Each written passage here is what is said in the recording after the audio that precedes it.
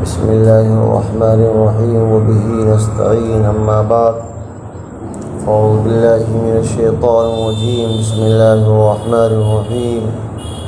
میرے محترم بزرگوں دوستو، بات یہ چل رہی ہے، کل یہ بات آئی تھی قرآن کی تفسیر الذین یؤمنون بالغیب ویقیمون الصلاۃ ومما رزقناہم ینفقون کے متعلق۔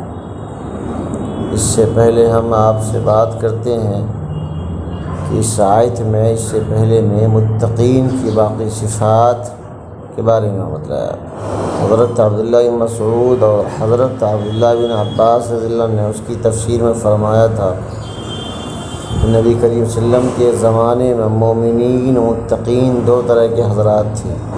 ایک وہ جو پہلے مشرکین میں سے تھے، پھر مشرف اسلام ہوئے۔ دوسرے وہ جو پہلے اہل کتاب یہود و نصارہ تھے، پھر مسلمان ہو گئے۔ اس سے پہلی آیت میں طبقہ کا ذکر تھا اور اس آیت میں دوسرے طبقے کا ذکر ہے۔ اس لیے اس آیت میں قرآن پر ایمان لانے کے ساتھ پچھلی آسمانی کتابوں پر ایمان لانے کی بھی تصریح فرمائی گئی ہے۔ وہ حسب تصریح حدیث دوسرے ثواب کے مستحق ہے۔ ایک پچھلی کتابوں میں ایک زمانے میں ان پر ایمان لانے اور عمل کرنے کا ثواب، دوسرے قرآن کے زمانے میں قرآن پر ایمان لانے اور عمل کرنے کا ثواب۔ پچھلی آسمانی کتابوں پر ایمان لانا آج بھی ہر مسلمان کے لیے لازم ہے۔ فرق اتنا ہے کہ آج ان کتابوں پر ایمان اس طرح ہوگا جو کچھ اللہ تعالیٰ نے ان کتابوں میں نازل فرمایا تھا وہ سب حق ہے، اور اس زمانے کے لیے وہی واجب العمل تھا۔ مگر قرآن نازل ہونے کے بعد چونکہ پچھلی کتابیں اور شریعتیں سب منسوخ ہو گئی، تو اب عمل صرف قرآن ہی پر ہوگا۔ مسئلہ ختم النبوت کی ایک واضح دلیل آیت کے اس طرز بیان سے ایک اہم اصولی مسئلہ بھی نکل آیا۔ آقا صلی اللہ علیہ وسلم آخری نبی ہیں اور آپ کی وحی آخری وحی، کیونکہ اگر قرآن کے بعد کوئی اور کتاب یا وحی بھی نازل ہوتی تو جس طرح اس آیت میں پچھلی کتابوں اور وحی پر ایمان لانا ضروری قرار دیا گیا، اسی طرح آئندہ نازل ہونے والی کتاب اور وحی پر ایمان لانے کا بھی ذکر ضروری ہوتا، بلکہ اس کی ضرورت زیادہ تھی، کیونکہ تورات، انجیل اور تمام کتب سابقہ پر ایمان لانا تو پہلے ہی سے جاری معلوم تھا۔ اگر آقا صلی اللہ علیہ وسلم کے بعد بھی سلسلہ وحی اور نبوت جاری ہوتا تو ضرورت اس کی تھی کہ اس کتاب اور اس نبی کا ذکر زیادہ اہتمام سے کیا جاتا جو بعد میں آنے والے ہوں، تاکہ کسی کو اشتباہ نہ رہے۔ مگر قرآن نے جہاں ایمان کا ذکر کیا وہاں آقا صلی اللہ علیہ وسلم سے پہلے نازل ہونے والی وحی اور پہلے انبیاء کا ذکر فرمایا، بعد میں آنے والے کسی وحی یا نبی کا کہیں قطعاً ذکر نہیں کیا۔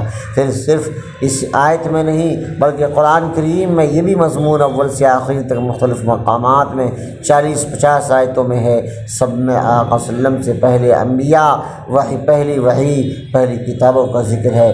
کسی ایک آیت میں اس کا اشارہ تک نہیں کہ آئندہ بھی کوئی وحی یا نبی آنے والا ہے جس پر ایمان لانا ہے۔ میں آپ کو مثال دیتا ہوں، وَمَا أَرْسَلْنَا مِن قَبْلِكَ سورۃ النحل میں ہے، وَلَقَدْ أَرْسَلْنَا رُسُلًا مِن قَبْلِكَ سورہ مومن میں ہے، وَلَقَدْ أَرْسَلْنَا مِن قَبْلِكَ رُسُلًا سورہ روم میں ہے، وَمَا أُنزِلَ مِن قبل سورہ نساء میں، وَلَقَدْ أُوحِيَ إِلَيْكَ وَإِلَى الَّذِينَ مِن قَبْلِكَ سورہ زمر، كَذَلِكَ يُوحِي إِلَيْكَ وَإِلَى الَّذِينَ مِن قَبْلِكَ سورہ شعراء میں، كَمَا كُتِبَ عَلَى الَّذِينَ مِن قَبْلِكُمْ لَعَلَّكُمْ تَتَّقُونَ سورہ بقرہ میں ہے، سُنَّةَ مَنْ قَدْ أَرْسَلْنَا قَبْلَكَ مِن رُسُلِنَا سورہ بنی اسرائیل میں۔ لہذا ان آیات میں اور امثال دوسری آیات میں جہاں کہیں نبی رسول وہی کتاب بھیجنے کا ذکر ہے، سب کے ساتھ من قبل کی قید لگی ہوئی ہے، کہیں بھی بعد کا اشارہ تک نہیں۔ اگر ختم نبوت اور انقطاع وحی کا دوسری آیت میں صراحتاً ذکر نہ ہوتا تو قرآن کا یہ طرز ہی اس مضمون کی شہادت کے لیے کافی تھا۔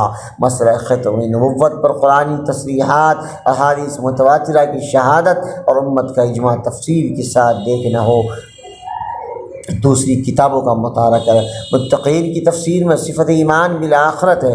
اس آیت میں متقین کی دوسری صفت یہ بیان فرمائی گئی ہے کہ وہ آخرت پر ایمان رکھتے ہیں۔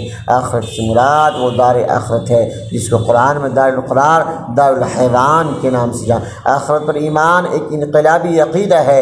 آخرت پر ایمان لانا اگرچہ ایمان بالغیب کے الفاظ میں آ چکا ہے مگر اس کو پھر بھی صراحتاً ذکر کرنا۔